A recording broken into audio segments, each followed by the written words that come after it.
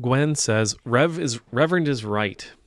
Empathy under our capitalist system that hurts so many people every day and stifles community is a radical act.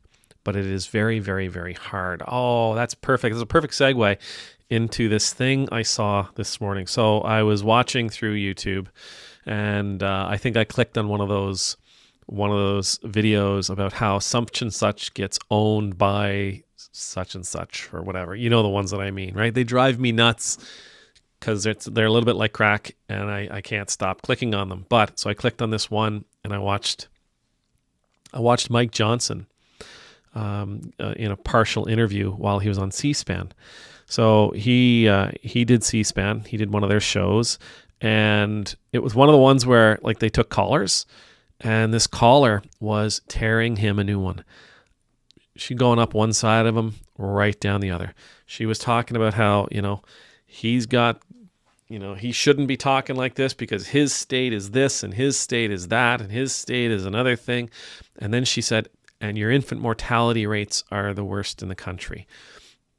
When it came his turn to talk, I'll bring Mike Johnson up here. When it was his turn to talk, he responded. He said, well, some of that stuff's not true. But he says this. He says, we do have, very sadly, unfortunately, a high infant mortality rate. But there's a lot of societal factors that are involved in that. I was like, wow, he's absolutely right. He is. He's absolutely right in what he says here. Good for him for acknowledging that they have a mortality issue, an infant mortality issue in Louisiana, it is very high. It's very sad. It is very unfortunate. But he says, but there's a lot of societal factors that are involved in that. He's absolutely right. The infant mortality rate in Louisiana is the symptom of a series of other problems. It's a symptom of a series of other societal problems, communal problems. It's not a problem in and all on its own. I mean, it's definitely problematic. It's awful, but it's not a problem all on its own. It's not something we can just snap our fingers and say, okay, we're going to solve infant mortality.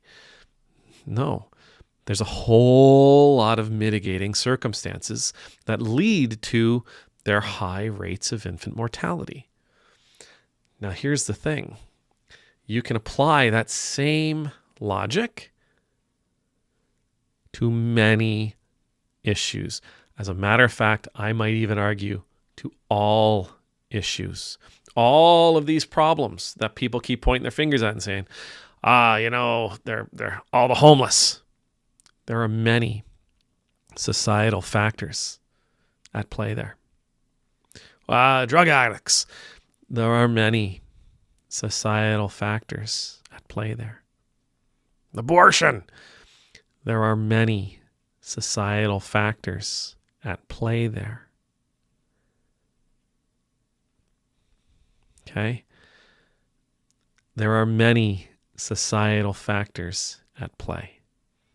Empathy, by the way, as Gwen points out, empathy would help us deal with those societal factors, those underlying root causes, those mitigating circumstances. If we were to apply a healthy amount of empathy towards a problem like infant mortality, we'd come to find out all the different things that are at play, all the different reasons why the infant mortality rate in Louisiana is so high. And then, if we chose to, focus on those root causes, not only would we see a drop in infant mortality, we'd see a drop in other issues as well, because those underlying root causes, those mitigating circumstances, those issues that are causing high infant mortality rates are also causing other problems. Right? So if we spend our time focusing on on the problems that we discover through empathetic interaction within our community, we'll be able to solve many other problems, and not just simply trying to address the symptom.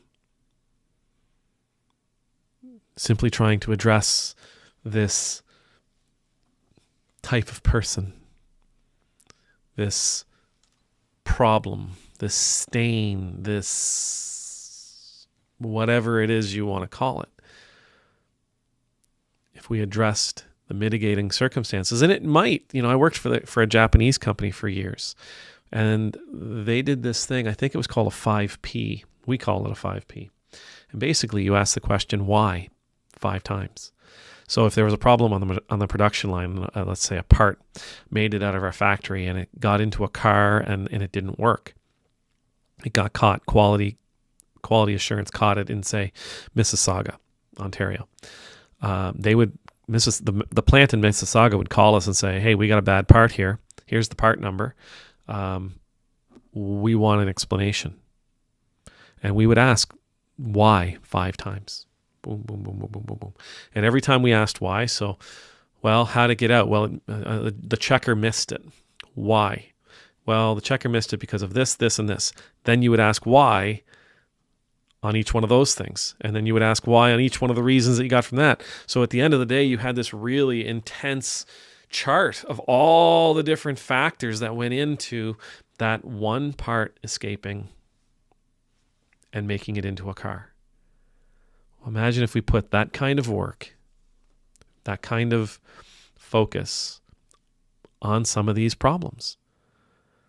Imagine if we took that time and that energy and we applied it to some of these problems that seem so daunting. Some of these problems that some of us really enjoy pointing our fingers at and scorning others for. These problems that sometimes we heap shame upon those who are going through it. Homelessness and addiction. What if we looked at homelessness and addiction with that same empathetic eye, asking why? What if we looked at something like abortion, right? And said, okay, well, why is it? Instead of just trying to rid the world of it and rubber stamp legislation against it, what if we asked why? Why?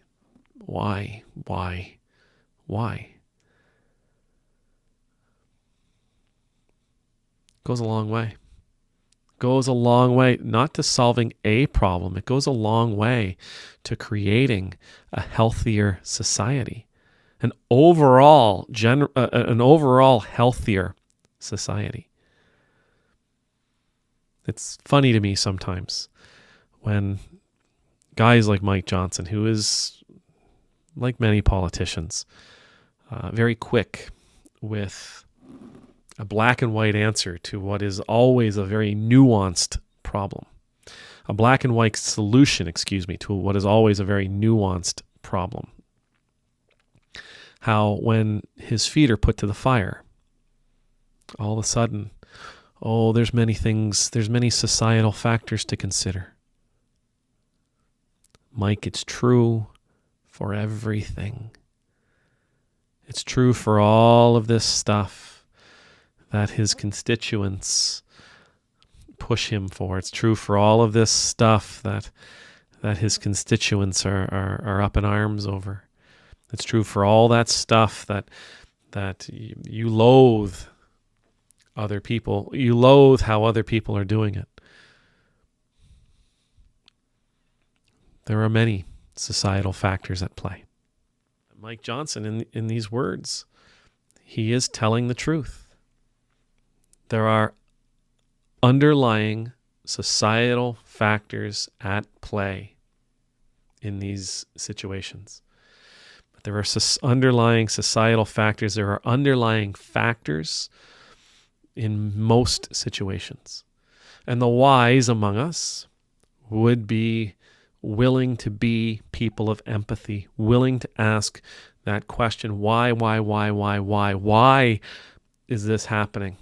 Be willing to explore that deeply in order to find those solutions. Be willing to explore that deeply in order to see one another more clearly, to see one another more perfectly, to see one another as we're truly built.